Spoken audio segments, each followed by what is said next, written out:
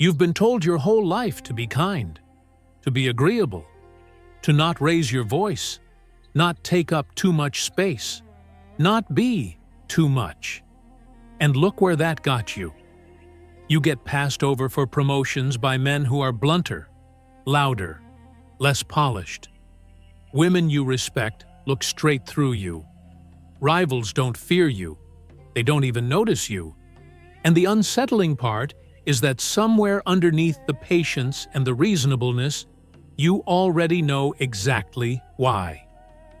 Here's the thing. Being harmless isn't a virtue. Jordan Peterson said it directly. If you're harmless, you're not virtuous. You're just harmless. You're like a rabbit. A rabbit isn't virtuous. He just can't do anything except get eaten. That's not a metaphor. That's a clinical observation dressed in plain language, and Carl Jung, the Swiss psychiatrist who spent decades mapping the hidden architecture of the human mind, arrived at the same conclusion from a completely different direction. He called it the shadow. And your shadow isn't your enemy. Your shadow is the weapon you buried, the blade you were told was too dangerous to carry, and the single most important thing standing between who you are right now and who you're actually capable of becoming. Jung defined the shadow as the unconscious part of the psyche containing everything you've repressed, and not just the dark stuff. The aggression, yes, but also the ambition, the competitive instinct, the part of you that wants to win and dominate and flatly refuse to be diminished by people who are objectively less capable than you. These aren't evil traits. They're primal ones. But modern conditioning, school, social media, 2 decades of messaging that a real man stays calm and small and unthreatening, systematically taught you to be ashamed of them.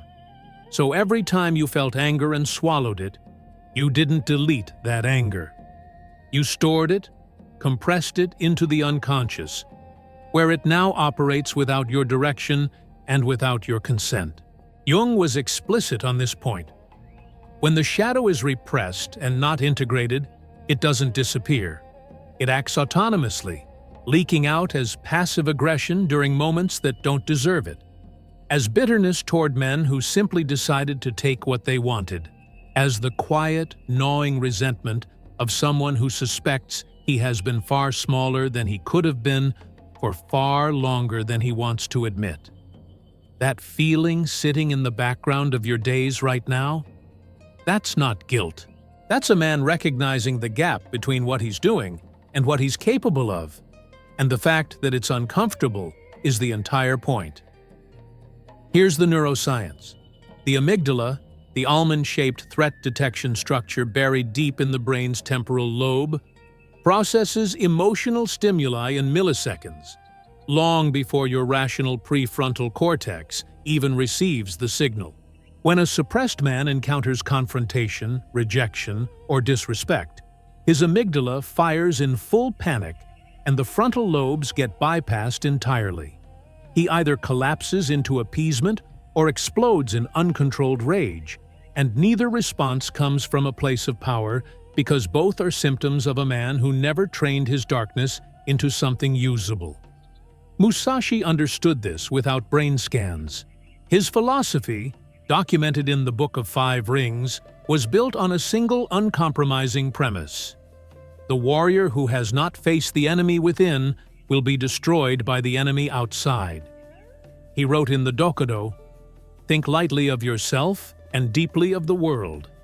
That's the discipline of a man who has already conquered himself and no longer needs external validation as evidence of his own worth.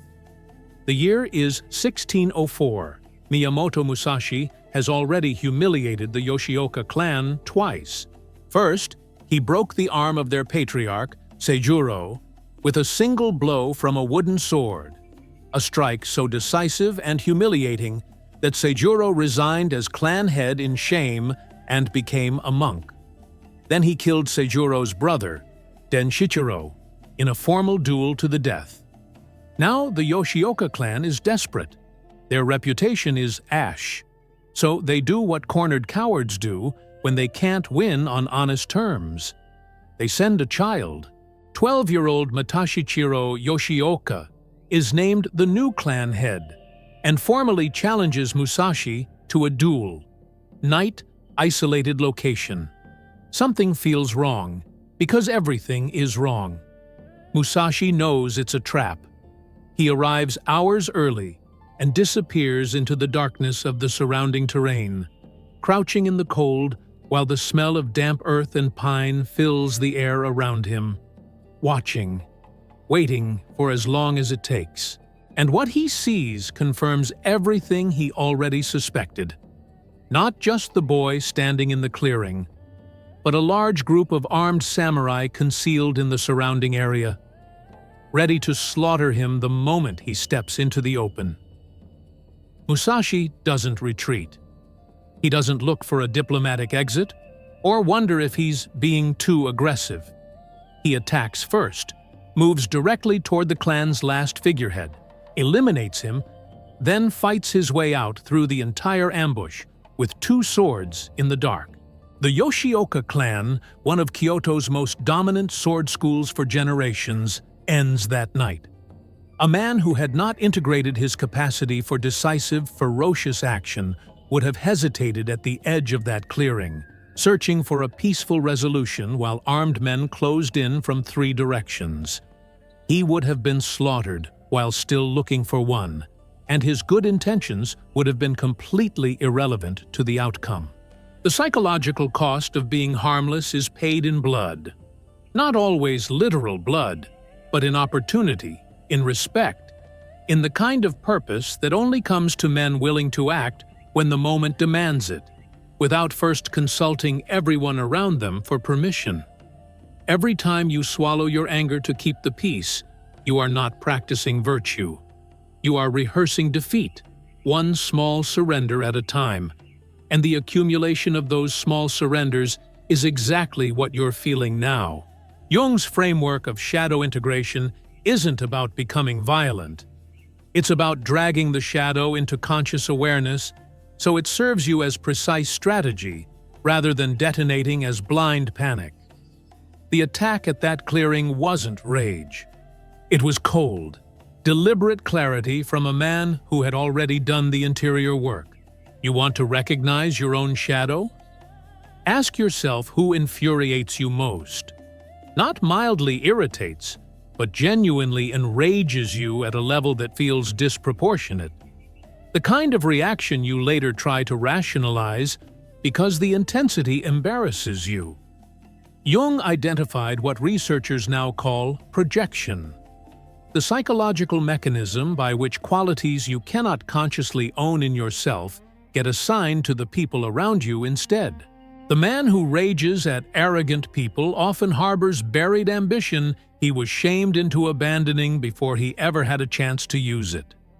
The man who despises selfish men often suppresses his own legitimate self-interest to avoid the social cost of being seen as someone who actually wants things. The shadow doesn't disappear when you refuse to look at it. It moves into your reactions and starts running your life from there, making decisions you later can't fully explain.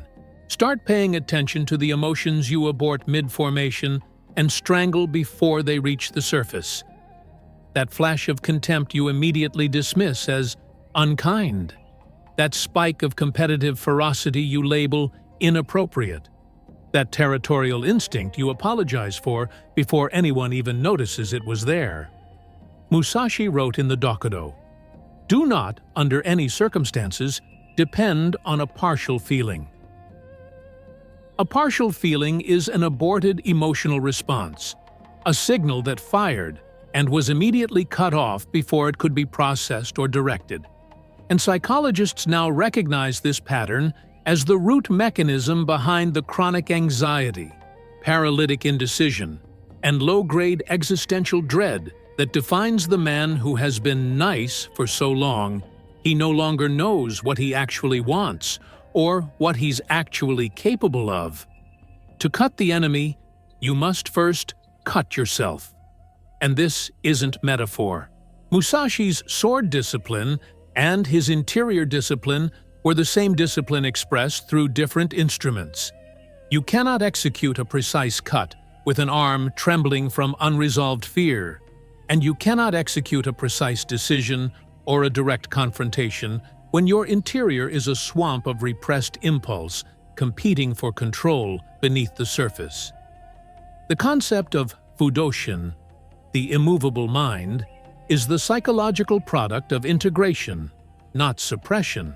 A man who has acknowledged his capacity for aggression, examined it without flinching, and placed it under conscious command does not get hijacked by his amygdala when opposition arrives. His baseline is stillness, because the war inside has already been won. Musashi also wrote, "There is nothing outside of yourself that can ever enable you to get better. Everything you're searching for externally, the respect, the certainty, the direction, is the externalization of something that hasn't been built internally yet. You wear a mask every day." Jung called it the persona, the socially acceptable version of yourself, constructed carefully over years to meet other people's expectations without triggering their discomfort. And it's the most dishonest thing about you. Here's the truth about why women lose interest and rivals stop respecting you.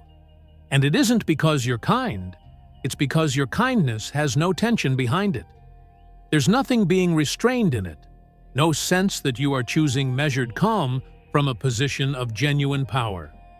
You're defaulting to compliance from a position of fear, and people feel that difference at an instinctive biological level without ever being able to put words to it. What they register is a vacuum where a man should be standing, and no amount of agreeableness fills that space. This is where the actual work starts, and it isn't complicated, though it is uncomfortable. Sit down with a notebook and write the 3 traits in other men that trigger your strongest, most uncomfortable emotional reactions. Arrogance, cold indifference, ruthless ambition, whatever lands hardest. Because those traits are almost always aspects of your own shadow that got buried before you ever had a chance to develop them into something disciplined. Don't rationalize the list. Don't soften it. The discomfort is the compass. Then, for the next 7 days, start noticing every time you feel an impulse to refuse something and suppress it to avoid social friction. Catch yourself in that moment and then say the thing you were about to abort. Not explosively, not with a defensive explanation attached, just calmly and directly, because a no delivered without justification is not aggression. It is self-command, and most people around you have never actually seen you exercise it. Alongside that, start training your body in something that requires you to understand your own physical capacity. A martial art, a combat sport, a serious strength practice. Not to become dangerous to anyone else, but because that knowledge restructures your nervous system from the inside. It changes how you stand, how you speak under pressure, how you're perceived by people who have never seen you in that context. Peterson said it plainly. If you learn a martial art, you learn to be dangerous, but simultaneously, you learn to control it. The persona is a useful tool sometimes, but when it becomes the only face you have, when there's nothing underneath it that could function without an audience and their approval, you have no face at all. Jordan Peterson, one of the most consequential clinical psychologists working today, and a man who has spent his career at the intersection of Jungian theory and practical human behavior, put this in terms that have been watched by tens of millions of people. You should be a monster, an absolute monster, and then you should learn how to control it. He wasn't being provocative for effect. He was being precise in a way that most people who repeat the quote don't fully process. If you're genuinely incapable of aggression, of ferocity, of the competitive drive that pushes through resistance instead of accommodating it, then your niceness is not a moral achievement. It's a structural limitation. The same way a declawed cat isn't peaceful, it's just defanged. Peterson frames this as one of the most dangerous confusions modern men carry. The assumption that the absence of capacity is the same thing as the presence of virtue. And Jung spent his entire career demonstrating that the men who repress the shadow most completely don't become good. They become brittle, resentful, prone to sudden implosion, and effortlessly manipulated by anyone willing to apply the right pressure at the right moment. Which means everyone who studies people for a living already knows exactly how to handle them. Every man who has ever built something real, a family worth protecting, a body that commands respect, a legacy that means something after he's gone, built it by taking something dark inside himself and directing it towards something worth building. Not by eliminating it, by aiming it. Musashi spent his final days alone in a cave called Regando and wrote the Dokodo, 21 uncompromising principles, a week before he died. And not once in that document does he mention comfort, social approval, or what other people thought of his choices. He had fought 60 duels across his lifetime, survived ambushes designed specifically to kill him, and outlasted every rival and every clan that tried to erase his name. He wasn't nice. He was precise. He wasn't harmless. He was controlled, and the space between those two things is the entire argument this video has been making. You can keep wearing the mask, keep shrinking, keep apologizing for taking up space, and hoping someone eventually rewards your patience with the respect you've spent years waiting for. Or you can do the actual work. Face the shadow.